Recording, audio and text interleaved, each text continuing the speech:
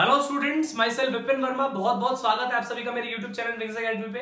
मेरे बच्चों, last lecture आप लोगों ने देखा होगा जिसमें मैंने बेसिक इंट्रोडक्शन दिया था चैप्टर का, ईच एंड एवरी टॉपिक को कवर करा था और रेस्ट देखा था, मोशन देखा था, मोशन की टाइप्स देखी थी, ये सब आपको बताया था, पॉइंट ऑब्जेक्ट आपको बताया था मैंने, है ना। नाउ मेरे बच्चे, आज की वीडियो में आप लोगों के लिए लेकर आ गए जिसमें हम आगे बात करेंगे इस टॉपिक के सेशन पे और मोशन ऑफ स्ट्रेट लाइन को फर्दरली आगे टॉपिक वाइज हम कवर करेंगे। लेट्स स्टार्ट मेरे बच्चे। आज का हमारा मेन सेशन है किस पे बच्चों? यूनिफॉर्म मोशन पे। किस पे है? यूनिफॉर्म मोशन पे, राइट बच्चे। Uniform motion in a straight line. Chapter का नाम भी तो यही है ना। चैप्टर के नाम में भी आपको स्ट्रेट लाइन में चलना है ना, तो वही हम काम करेंगे बच्चों। Uniform motion in a straight line. Okay, तो ओके बच्चों, ठीक है।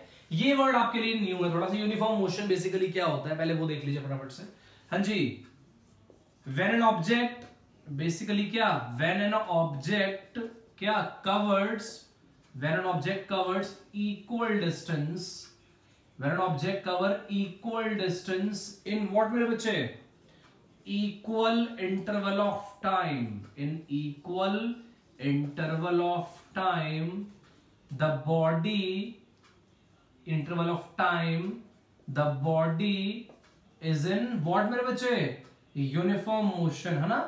The body is in uniform motion। You आपके सामने है, नहीं समझ में आया यार क्या बोल रहे हैं। बेसिकली एग्जांपल के तौर पर मान लीजिए एक ऑब्जेक्ट है जो कुछ इस प्रकार का चल रहा है, 1 मीटर 1 सेकंड में, 2 मीटर 2 सेकंड में, 3 मीटर 3 सेकंड में। अब ये कर क्या रहा है जरा ध्यान से देखना।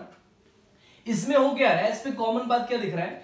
टाइम गैप हर एक इसमें कितना है? 1 सेकंड का, और डिस्टेंस में कितने का गैप है? 1 मीटर का। तो इसका मतलब क्या है?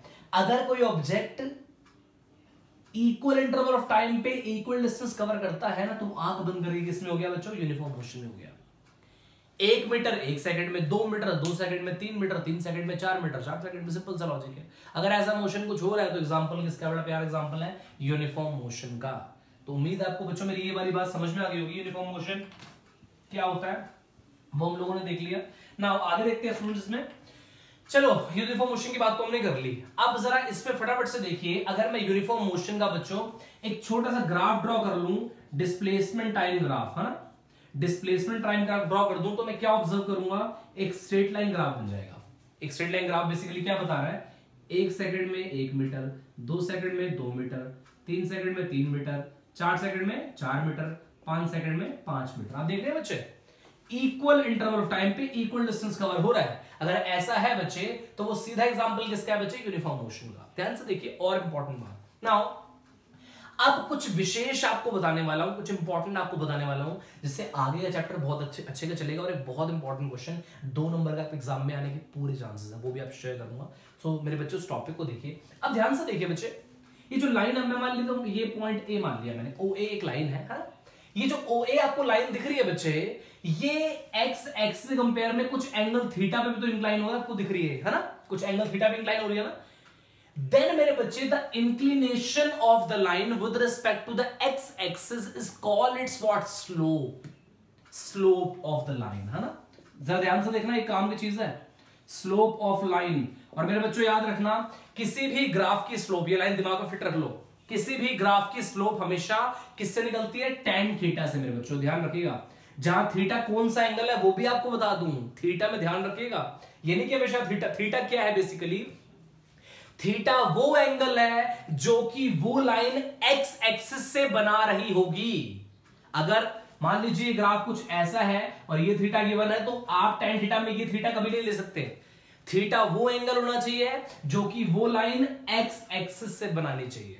अगर ऐसा है देन मेरे बच्चे आप वो स्लोप निकाल सकते हैं। अगर ध्यान से देखो बच्चे, अगर मैं इस ग्राफ को ऑब्जर्व करूं तो मैं ये अगर इस प्रोजेक्शन को ड्रॉ करता हूं तो ओ ए बी एक राइट एंगल ट्रायंगल बन रहा है, आपको दिख रहा है? ओ ए बी दिख रहा है बच्चे। अगर मैं इस ग्राफ से tan थीटा निकालता हूं तो वो मुझे क्या ऑब्जर्व हो रहा है? दिस बाय दिस, मतलब what? A B upon O B, ये मुझे मिल रहा है ना। अब देखना, ये ए बी ये क्या चीज है बच्चों? जो ये है, और ये क्या है? Displacement.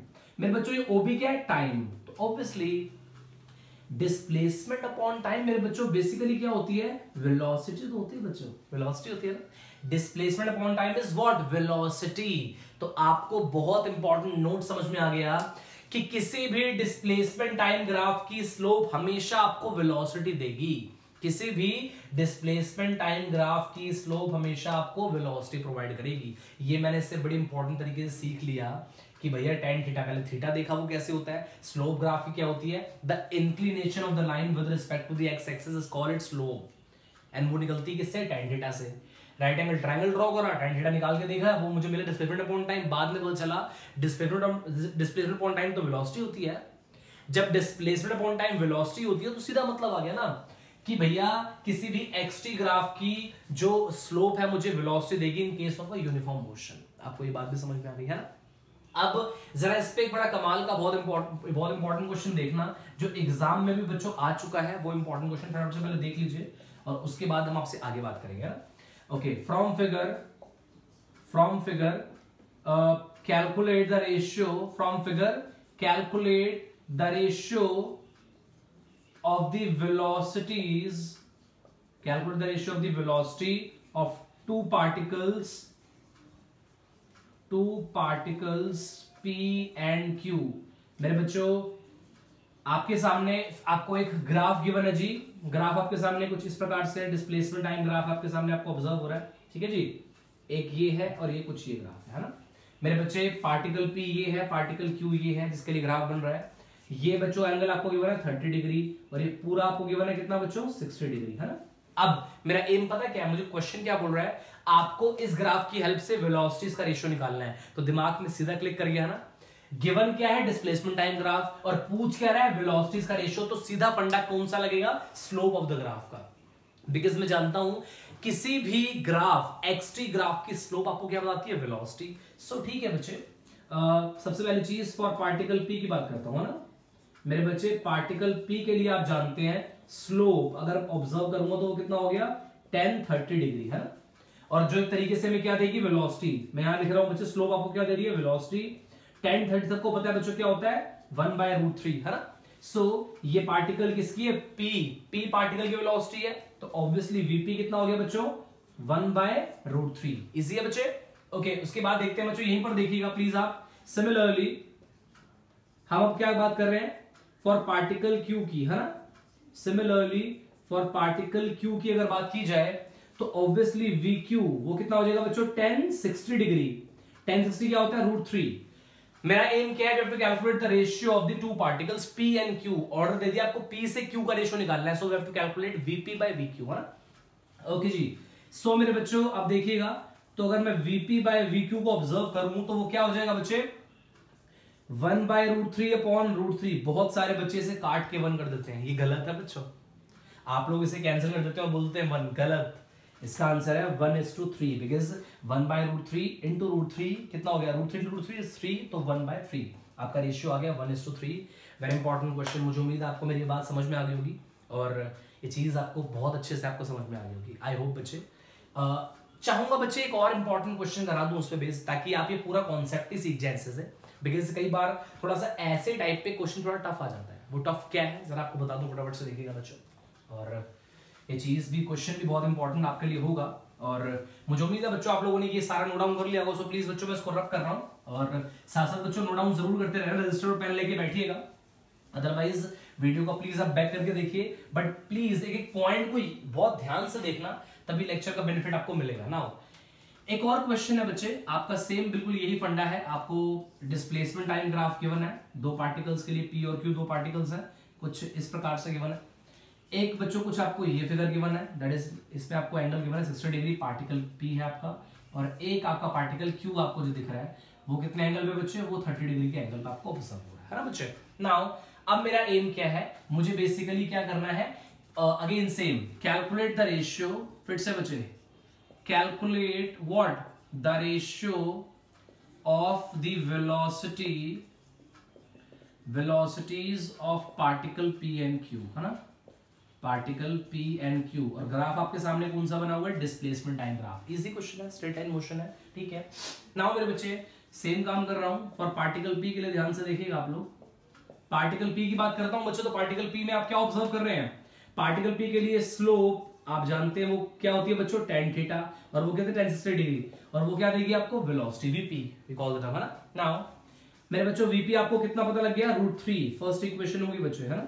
Similarly similarly for particle Q की बात करूं आप लोगों से बच्चों, है ना, पार्टिकल क्यू की अगर बात करूंगा, ध्यान से देखिएगा बच्चे, उसके लिए प्रॉब्लम है, अभी बताया था आपको स्टार्टिंग में वो बात, अब आ गई, जानबूझ के क्वेश्चन कराया आपको मैंने। बहुत सारे बच्चे ऐसे हैं, ठीक है, पार्टिकल क्यू के लिए आपको एंगल गिवन है 30 डिग्री, वो गलत है बच्चे, आप ये वाला एंगल ले नहीं सकते, बिकॉज ये वाला एंगल किससे बन रहा है, वाई एक्सिस से। आपको एंगल वो सिलेक्ट करना है जो हमेशा एक्स एक्सिस से बन रहा हो।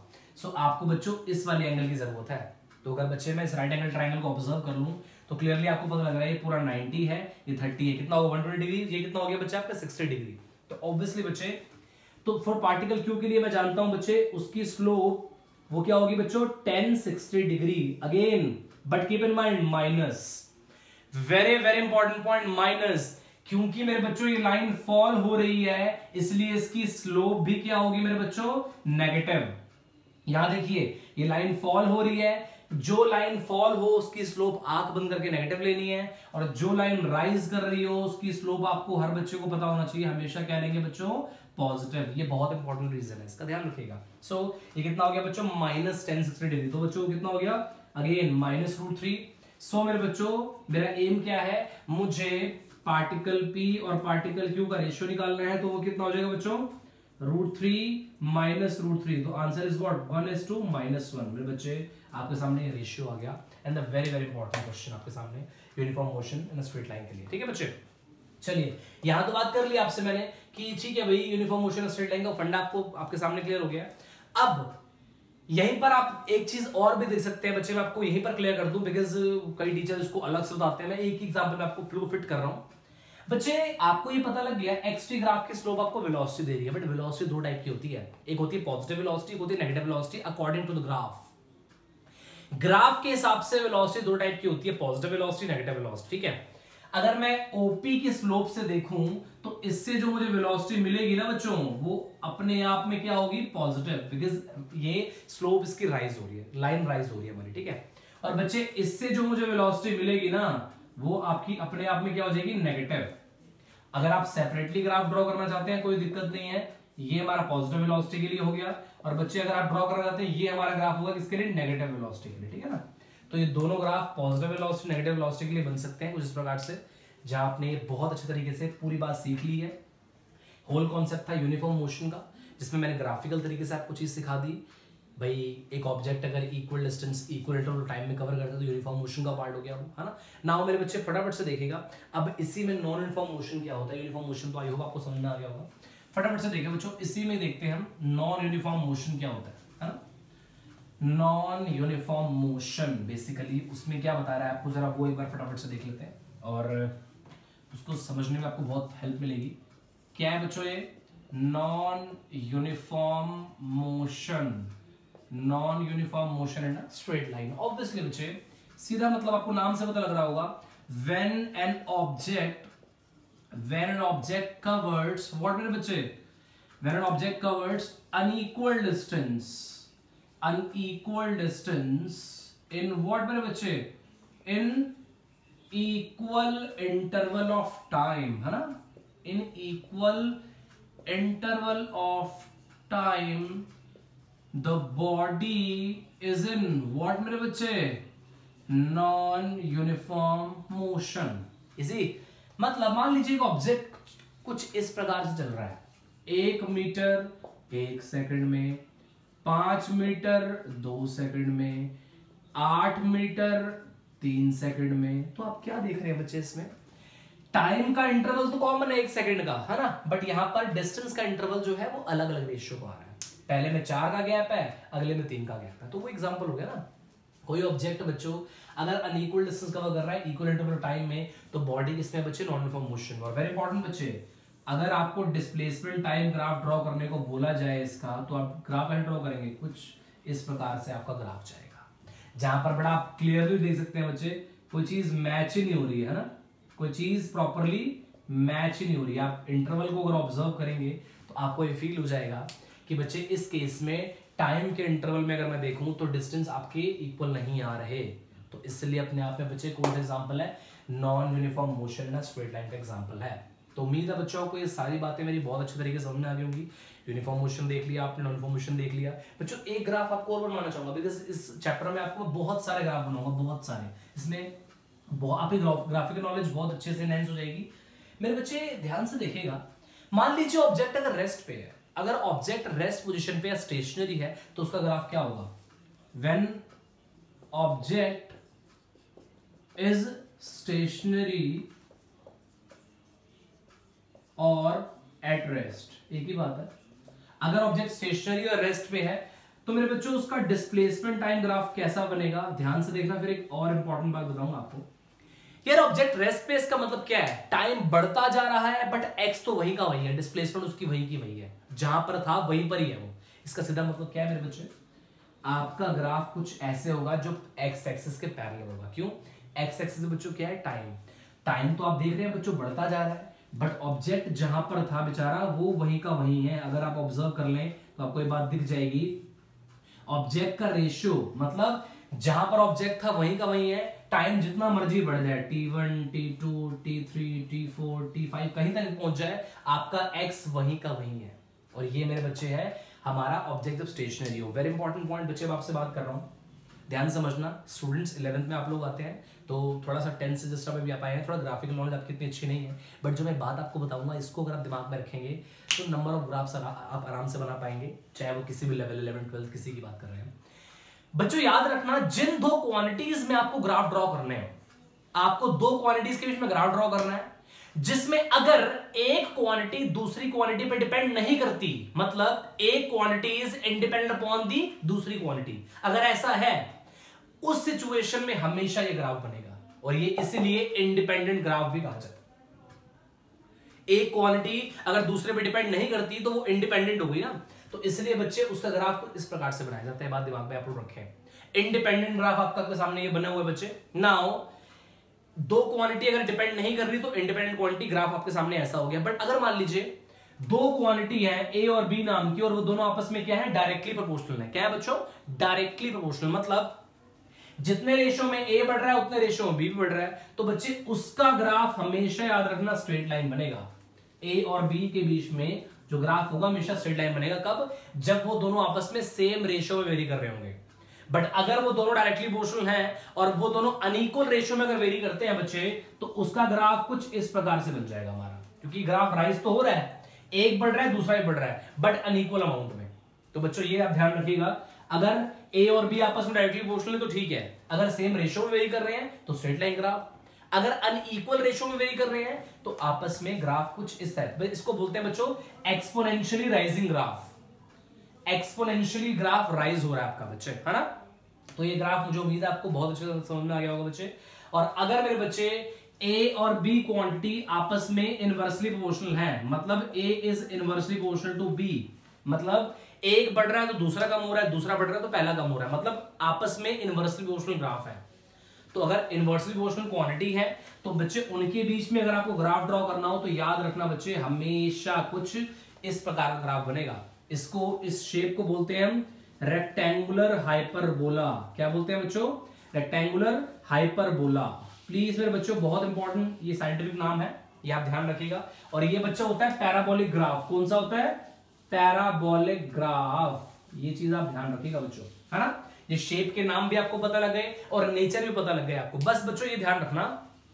तो ओवरऑल ये सारी बातें बताने का एक सिंपल कंक्लूजन ये है कि मुझे आपको ये बताना था कि मेरे बच्चों याद रखना, जिन दो क्वांटिटी में आपको ग्राफ ड्रॉ करना हो ना, सिर्फ आप उनके बीच में फॉर्मूला देख लो, वो फॉर्मूला ही आपको बता देगा कि भाई तुम डायरेक्टली प्रोपोर्शनल हो, कि तुम इंडिपेंडेंट हो, कि तुम इनवर्सली प्रोपोर्शनल हो। डायरेक्टली प्रोपोर्शनल है तो आंख बंद करके ये वाला ग्राफ, अगर वो सेम रेशो में है। अगर अनइक्वल रेशो वेरी कर रहे हैं तब भी डायरेक्टली प्रोपोर्शनल है तो ये वाला ग्राफ बना दो।